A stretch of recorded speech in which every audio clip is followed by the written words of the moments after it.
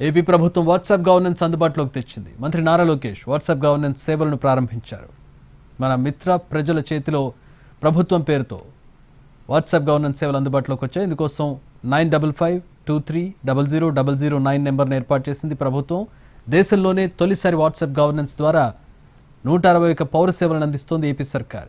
APSRTC, దేవాదాయ శాఖ, energy, revenue, అన్నా క్యాంటీన్ ఇలా అనేక రకాల సేవలు ఇందులో ఉన్నాయి.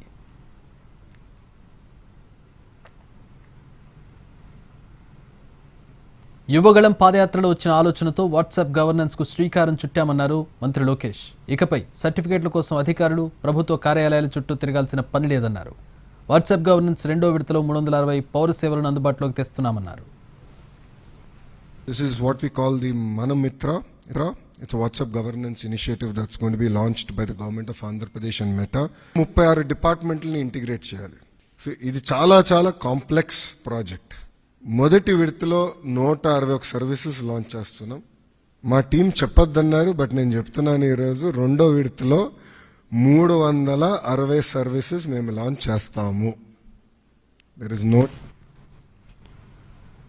విశాఖ స్టీల్ ప్లాంట్ ప్రైవేటీకరణ జరగదన్నారు కేంద్ర మంత్రి కుమారస్వామి. విశాఖ ఉక్కును మళ్లీ పునరుద్ధరిస్తామని ప్రకటించారు ఉక్కు శాఖ మంత్రి. విశాఖ స్టీల్ ప్లాంట్ను పరిశీలించిన ఆయన కార్మికుల ప్రయోజనాలకు ఎలాంటి భంగం కలిగించమన్నారు. ప్రస్తుతం స్టీల్ ప్లాంట్కు 35,000 కోట్ల అప్పులున్నాయని, స్టీల్ ప్లాంట్ నిలదొక్కునేందుకు 11,440 కోట్లతో ప్యాకేజ్ ఇచ్చామని తెలిపారు.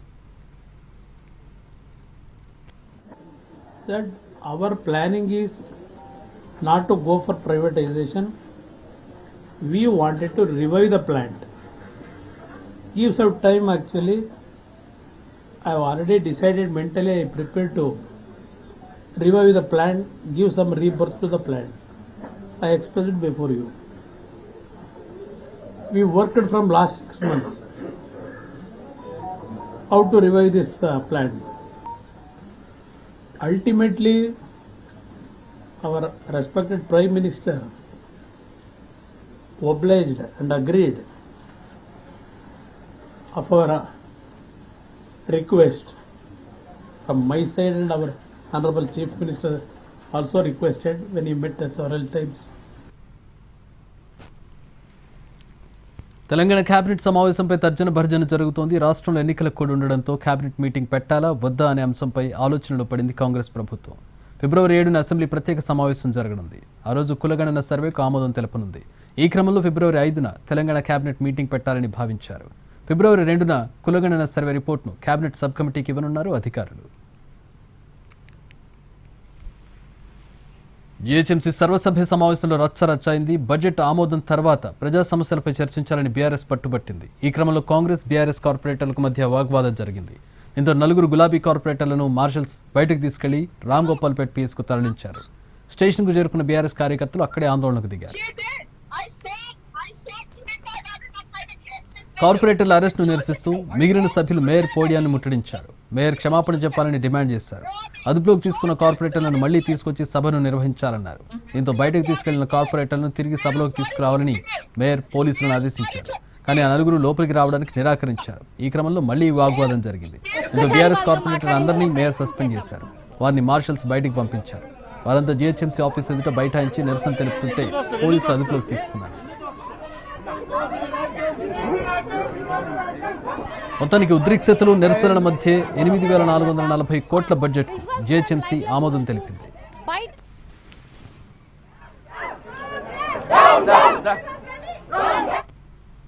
ప్రధాని ఫోటో పెట్టకపోతే పేదలకు నేరుగా ఇళ్లిచ్చే అంశంపై ఆలోచన చేస్తామన్నారు కేంద్ర మంత్రి బండి సంజయ్.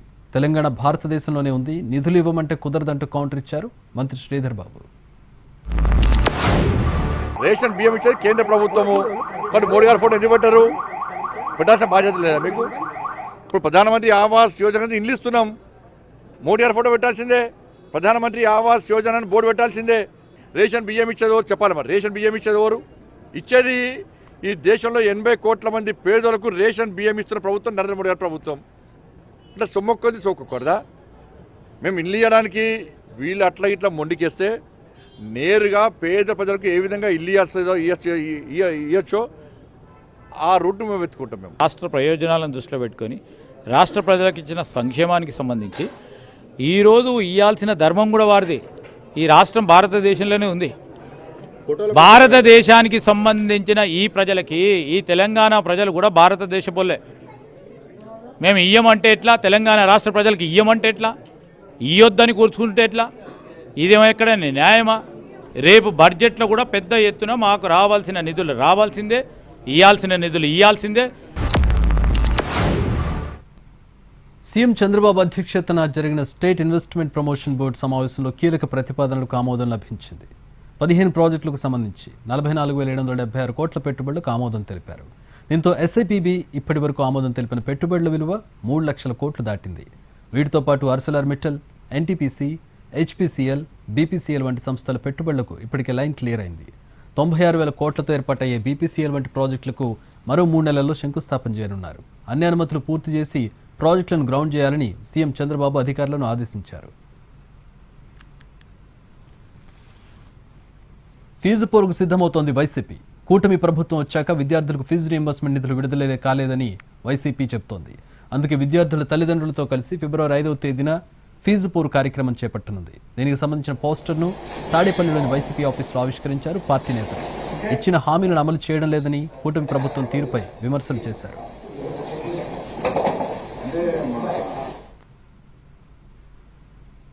డబ్బులకు ఆశపడిన వాళ్లే పార్టీ మారుతూ అభివృద్ధిని చూసి వెళుతున్నామని చెప్పుకుంటున్నారని విమర్శించారు అంబటి. నిజమో కాదో దేవుడిపై ప్రమాణం చేయాలని సవాల్ విసిరారు. 2019 నుంచి 24 వరకు టీడీపీ ఎమ్మెల్యేలను వైసీపీ నేతలు ఎలా కొన్నారో ప్రమాణం చేసి చెప్పాలని కౌంటర్ ఇచ్చారు కేంద్ర మంత్రి పెమ్మసాని. నేను కూడా లైన్లో ఉన్నాను. ఆయన పేరేంటి, వేణుగోపాల్ రెడ్డి గారు కూడా లైన్లో ఉన్నాడు, అప్పిరెడ్డి కూడా లైన్లో ఉన్నాడు, డైమండ్ కూడా లైన్లో ఉన్నాడు, మేయర్ కూడా లైన్లో ఉన్నాడు. అందరం లైన్లో ఉన్నాం వాళ్ళ దగ్గరికి వెళ్ళటానికి. ఎందుకు ఈ పిచ్చి మాటలు? డబ్బులకి ఎవడు ఆశపడ్డాడో వాళ్ళ లైన్లో ఉండి ఉంటాడు. ఇప్పుడు 3 ఆశపడ్డారు, వెళ్ళారు. దేవుడి మీద ప్రమాణం చేసి చెప్పమని మళ్ళీ మన మాట. డబ్బులు ఇవ్వకుండానే అభివృద్ధి చూసి వచ్చారని ఎందుకు ఈ పిచ్చి కథలు, పిట్ట కథలు? అంబటి రాంబాబు గారిలా నేను మాట్లాడలేను. మా గుంటూరు వెస్ట్లో 2019, 24 మధ్య మద్దాలగిరి గారు వైఎస్ఆర్ కాంగ్రెస్ పార్టీలోకి వెళ్ళారు. ఆయన ఎలా వెళ్ళారంట, ఆ రోజు కొన్నారా వాళ్ళు? అయితే జగన్మోహన్ రెడ్డి గారు చేసినటువంటి అవినీతి మొత్తం 30% మందు మీద కమిషన్, ఇవన్నిటి మీద వాళ్ళందరూ ప్రమాణం చేసి చెప్తే డెఫినెట్ గా మేము కూడా వచ్చి ప్రమాణం చేసి చెప్తాం. రాజకీయ కక్ష సాధింపులో భాగంగానే తమపై అక్రమ కేసులు పెడుతున్నారన్నారు ఎంపీ మిథున్ రెడ్డి. కక్ష సాధించే వాళ్ళమైతే అధికారంలోకి రాగానే చేసుండే వాళ్ళమంటూ కౌంటర్ ఇచ్చారు మంత్రి బాల వీరాంజనేయ స్వామి. ఇచ్చిన గజెట్ ఆర్డర్ కాపీ కూడా ఫారెస్ట్ డిపార్ట్మెంట్ నుంచి తీసుకోవడం జరిగింది. దాంట్లో కూడా అది ప్రైవేట్ ల్యాండ్ అని ఉంది. కేవలం ఇది ఒక దుష్ప్రచారం చేసి బురద కొట్టే ప్రయత్నం చేసే కార్యక్రమం మాత్రమే అని చెప్పి కూడా ఈరోజు నేను తెలియజేస్తా ఉన్నాను. కొంచెమన్నా ఆలోచన లేదు చంద్రబాబు నాయుడు గారికి. కారణం, పూర్తి ద్వేషంతో ఉన్నారు. ఏదో ఒక విధంగా కక్ష సాధింపు చేయాలా, పెద్దిరెడ్డి గారిని ఏదో ఒక విధంగా ఆయన ఇబ్బంది పెట్టాలా, లేకపోతే మమ్మల్ని ఇబ్బంది పెట్టాలా అని చెప్పి ఆయన పూర్తి కక్షతో నిండున్నారు. కాబట్టి ఎవరు ఏం చెప్పినా కూడా ఆలోచించే పరిస్థితి కూడా లేదు. ఎంక్వైరీ చేయండి అంటారు. ఇవి ఎందుకు జరిగాయి, దీని మీద ఒక విచారణ జరుపుతా ఉన్నాం. అవినీతి అయితే బాగా జరిగింది. కాస్త కొద్దిగా లేట్ అయినా వాళ్ళందరూ కూడా శిక్షించబడతారు. రాజకీయ కోణంలో మేము ఎక్కడ ఎవరి మీద జరిగి ఎవరైనా కానీ దోషులను తేలిన తర్వాతనే చట్ట ప్రకారంగా చేస్తే ఆ చట్టంలో కూడా మేము ఎక్కడ జోక్యం చేసుకుంటాం మా ముఖ్యమంత్రి గారు మేము కానీ. ఎల్లుండి నుంచి ఏపీలో రిజిస్ట్రేషన్ ఛార్జీలు పెంపు అమల్లోకి రానుంది. మార్కెట్ విలువకు అనుగుణంగా పెంచుకోవాలని జిల్లా రివిజన్ కమిటీకి ప్రభుత్వం ఆదేశాలు జారీ చేసింది. ఛార్జీల పెంపుతో రిజిస్ట్రేషన్ కార్యాలయాలకు తాకిడి పెరిగింది. మరోవైపు ఏపీలో రిజిస్ట్రేషన్ శాఖ సర్వర్లు మొరాయిస్తున్నాయి. సిఎఫ్ఎంఎస్ సర్వర్ ఓపెన్ కాకపోవడంతో రిజిస్ట్రేషన్ల ప్రక్రియ నిలిచిపోయింది. రేపు కూడా ఇలాంటి పరిస్థితి ఉంటుందంటున్నారు అధికారులు. రిజిస్ట్రార్ కార్యాలయాల్లో రాత్రి అవుతున్న రద్దీ తగ్గలేదు. క్రయ విక్రయదారులతో కార్యాలయాలు కిటకిటలాడుతున్నాయి. అందరి రిజిస్ట్రేషన్ పూర్తయ్యేటప్పటికి రాత్రి 10 అవుతుందని అంచనా వేస్తున్నారు. చలానాలు పే చేసి రెడీగా ఉండాలంటున్నారు సిబ్బంది. కాకినాడ, బద్వేల్, నందిగామ సహా పలు జిల్లాల్లోని రిజిస్ట్రేషన్ కార్యాలయాల్లో రద్దీ ఇంకా కొనసాగుతోంది.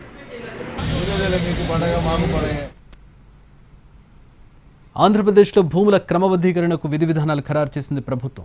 ల్యాండ్ రెగ్యులరైజేషన్ స్కీమ్ 2025 పేరుతో ఈ మేరకు ఉత్తర్వులు జారీ చేసింది. అర్బన్, రూరల్ ఏరియా క్రమబద్ధీకరణకు నిబంధనలు జారీ అయ్యాయి. పట్టణ, గ్రామీణ ప్రాంతాల్లో ఎలాంటి అభ్యంతరం లేని ప్రభుత్వ భూములను క్రమబద్ధీకరించనుంది. ఆక్రమిత స్థలాల క్రమబద్ధీకరణకు సంబంధించి గతంలో జారీ చేసిన ఉత్తర్వులన్నింటినీ పక్కన పెడుతూ జీవో నెంబర్ 30 జారీ చేసింది. 2019 అక్టోబర్ 15న కట్ ఆఫ్ డేట్గా ప్రకటించింది. ఆ తేదీ కంటే ముందు ఆక్రమిత స్థలాలు నివాసం ఉంటేనే క్రమబద్ధీకరణకు దరఖాస్తు చేసేందుకు అవకాశం కల్పించింది. మాస్టర్ ప్లాన్, జోనల్ ప్లాన్లో నిర్దేశిత స్థలాలు, లేఅవుట్లు, కాలువలు, నదీ ప్రవాహ గట్లు, ఇతర జలవనరులకు సంబంధించిన స్థలాల్లో క్రమబద్ధీకరణ సాధ్యం కాదని స్పష్టం చేసింది సర్కార్.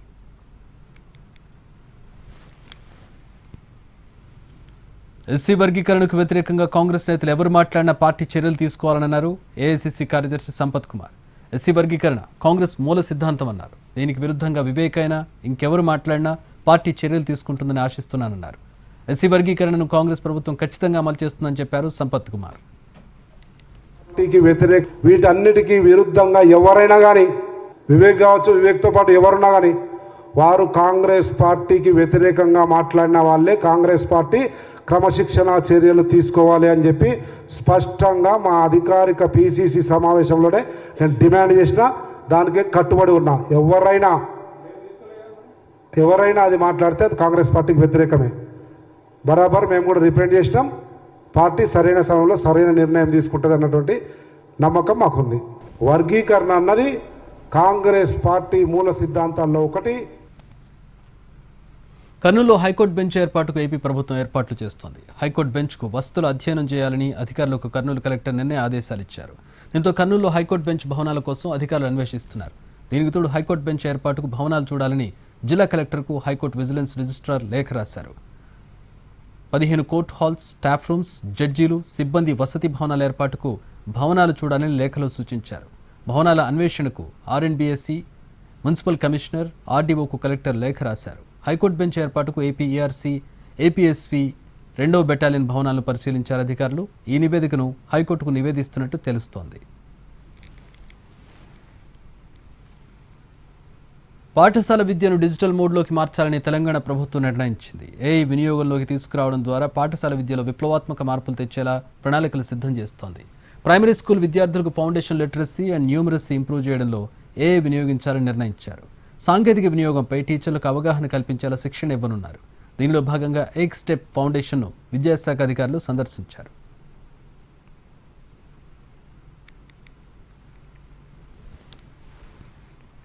పటాన్చెరు కాంగ్రెస్ పంచాయతీ విషయంలో పీసీసీ కమిటీ ముందు హాజరై వివరణ ఇచ్చారు ఎమ్మెల్యే గూడెం మహిపాల్ రెడ్డి. నియోజకవర్గంలో ఏం జరుగుతోంది, గొడవకు గల కారణాలను కమిటీకి వివరించారు. ఈ నెల 23 ఎమ్మెల్యే మహిపాల్ రెడ్డికి వ్యతిరేకంగా కాట శ్రీనివాస్ గౌడ్ అనుచరులు ధర్నా నిర్వహించారు. మహిపాల్ రెడ్డి క్యాంప్ ఆఫీస్పై దాడి చేసి కుర్చీలు ఎరగొట్టారు. కాంగ్రెస్కు చెందిన పాత వర్గాన్ని ఎమ్మెల్యే మహిపాల్ రెడ్డి గుర్తించడం లేదని ఆరోపించారు. ఈ గొడవపై దృష్టి పెట్టిన కాంగ్రెస్ ప్రభుత్వం పీసీసీ కమిటీని ఏర్పాటు చేసింది. పటాన్చెరులో జరిగినటువంటి ఘటన అనేది మేము ఎక్కడ ఎవరిని కించపరచడం కానీ అగౌరవపరచడం కానీ నా జీన్స్లో లేదు, నాకు అలవాటే లేదని. ఎందుకు చెప్తున్నానంటే నేను గిట 90 నుంచి 2013 వరకు 23 సంవత్సరాలు కాంగ్రెస్లో పనిచేసిన. అందరితో చర్చ జరిపినాక ఈ 2-3 రోజుల లోపలనే ఒక నివేదికను గౌరవ ప్రదేశ్ కాంగ్రెస్ కమిటీ అధ్యక్షుడు మహేష్ కుమార్ గౌడ్ గారికి అందజేయడం జరుగుతుంది. గౌరవ ముఖ్యమంత్రి గారు కూడా ఈ అంశాన్ని మరి నివేదిక రూపంలో ఇవ్వడం జరుగుతుంది. ఈ సందర్భంగా తెలియదు. రేపటి నుంచి పార్లమెంట్ బడ్జెట్ సమావేశాలు ప్రారంభం కానున్నాయి. ఈ బడ్జెట్ సమావేశాల్లోనే వక్ఫ్ బోర్డు సవరణ బిల్లును పార్లమెంట్లో ప్రవేశపెట్టనుంది కేంద్ర ప్రభుత్వం. సవరణ బిల్లులు సహా మొత్తం 17 కొత్త బిల్లులను సభలో పెట్టనుంది. ఈ జాబితాలు ప్రధానంగా వక్ఫ్ బోర్డు, బ్యాంకింగ్ చట్టం, రైల్వే చట్టం, డిజాస్టర్ మేనేజ్మెంట్ సవరణ బిల్లులున్నాయి. బడ్జెట్ సమావేశాల్లో ప్రవేశపెట్టే పలు బిల్లులు, ప్రభుత్వ ఎజెండాపై అఖిలపక్ష నేతలకు వివరించింది కేంద్రం. వక్ఫ్ నివేదికను Lok Sabha స్పీకర్కు అందజేసింది JPC. BJP MP, JPC chairman Jagdambika Paul నేతృత్వంలోని కమిటీ 655 పేజీలతో కూడిన తమ నివేదికను స్పీకర్ ఓం బిర్లాకు సమర్పించారు. కేంద్రం తెచ్చిన వక్ఫ్ సవరణ బిల్లును పరిశీలించి పలు మార్పులు, సవరణలు ప్రతిపాదిస్తూ రూపొందించిన నివేదికకు జేపీసీ నిన్న ఆమోదముద్రేసింది. 15-11 మెజారిటీతో కమిటీ ఈ రిపోర్టును అంగీకరించిందని జేపీసీ చైర్మన్ జగదాంబికా పాల్ తెలిపారు. ప్రతిపక్షాలు లేవనెత్తిన పలు అంశాలను పరిగణలోకి తీసుకున్నామన్నారు. బిల్లు చట్టరూపం దాలిస్తే వక్ఫ్ బోర్డు తన విధులను మరింత సమర్థంగా, పారదర్శకంగా నిర్వర్తించేందుకు తోడ్పడుతుందని చెప్పారు. వక్ఫ్ ఆస్తుల ప్రయోజనాలు పొందేవారి జాబితాలో తొలిసారి పస్మాందా ముస్లింలు, పేదలు, మహిళలు, అనాథలను చేర్చామన్నారు ఆయన. బడ్జెట్ సమావేశాల్లో పార్లమెంట్లో బిల్లును ఆమోదిస్తారా లేదా అనే భావి కార్యాచరణను నిర్ణయించాల్సింది స్పీకర్, పార్లమెంటేనన్నారు జేపీసీ చైర్మన్ జగదాంబికా పాల్.